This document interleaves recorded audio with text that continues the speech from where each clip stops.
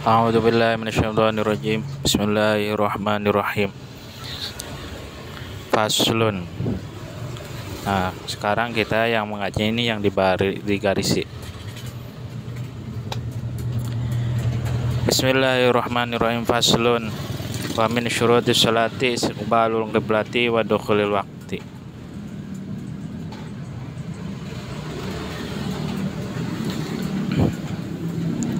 Pasal sekarang dalam kitab Sulamut Taufiq yaitu menjelaskan tentang syarat-syaratnya sholat.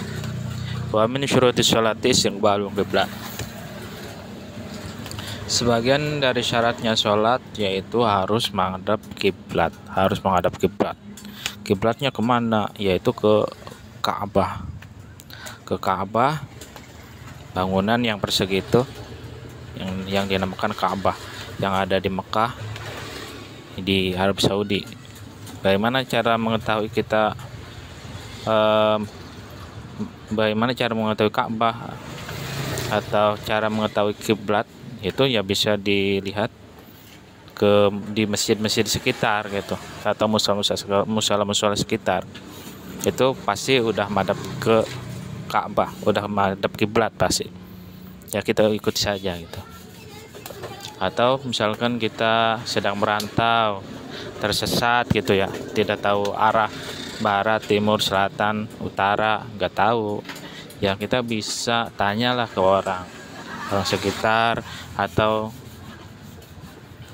bisa juga dengan menggunakan aplikasi. Sekarang kan zaman canggih, bisa dengan menggunakan aplikasi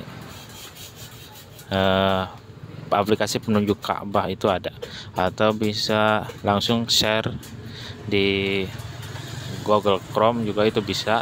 Sekarang tinggal itu saja penunjuk Ka'bah, penunjuk kiblat itu bisa. Sekarang itu zaman canggih.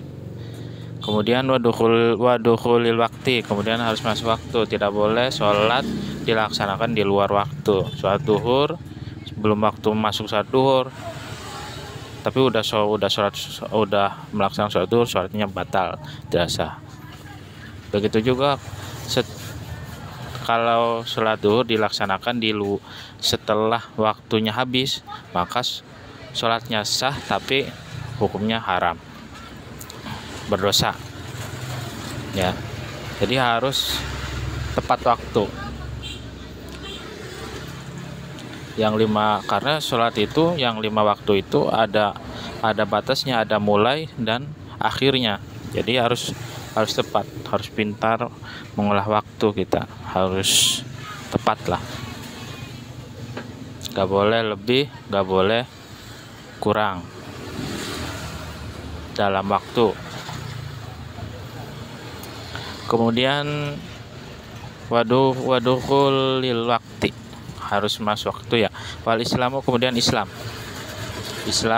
orang kafir itu tidak sah sholatnya, harus syahadat dulu, syahadat baru sholat gitu, sholatnya sah. Orang kafir tidak sah sholatnya, syahadat dulu, baca syahadat dan hatinya harus yakin. Tidak bisa cuma syahadat doang tapi hatinya tidak yakin, itu tidak dianggap Islam. Jadi Islam itu antara ucapan dan hati itu harus sinkron, harus sesuai gitu, tidak hanya mengucapkan. Kemudian watamizu, harus pintar bisu. Jadi orangnya ini sudah pintar, udah bisa makan sendiri, udah bisa cebok sendiri gitu kan, udah bisa pakai pakaian sendiri, ini yang dinamakan tamyiz.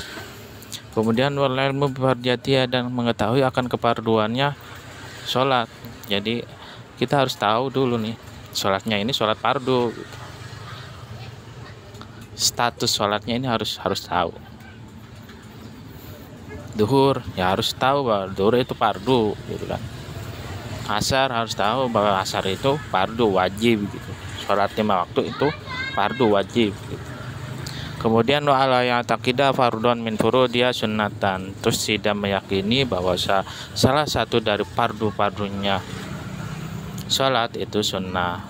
Jadi tidak boleh meyakini bahwa salah satu fardunya sholat itu diyakini sunnah. seperti ruku kan fardu, terus kita yakini sunnah, maka sholatnya batal, tidak sah. Dia harus yakin fardunya wudhu, fardu-fardunya wudhu itu harus kita yakini fardu, nggak boleh yang fardu diyakini sunnah, itu nggak boleh. Jadi ya sebab itulah kita harus tahu tentang mana yang fardu, mana yang sunnah, itu harus tahu gitu, harus belajar gitu, makanya harus belajar. Kemudian wasatru bima yasturu bi lawanal basyaroh li jami badal hurro. Kemudian harus menutupi aurat bima yasturu bi lawanal basyaroh, yaitu dengan sesuatu, dengan pakaian yang dapat menutupi warnanya kulit. Jadi gak boleh pakai baju yang transparan, itu gak boleh. Jadi harus baju yang memang menutupi warnanya kulit. Jadi nggak jelas warna kulitnya, itu nggak tertutup lah, nggak jelas. Jangan yang transparan nggak sah itu sholatnya. Wasatur bima yasturu bi lawanal basyarat li jami badanul hurroh ilal wajah wal kafain. Jadi bagi perempuan itu menutupinya bagi semua. Jadi semua badan nyawa perempuan yang merdeka itu harus ditutupi ketika sholat. Ilal wajah wal kafain, kecuali wajah dan telapak tangan, itu gak apa-apa terbuka wajah dan kedua telapak tangan. Selain itu gak boleh terbuka. Wasat rumah baina surati wa rukbati lidzakari wal amati min kullil jawani bila aswali.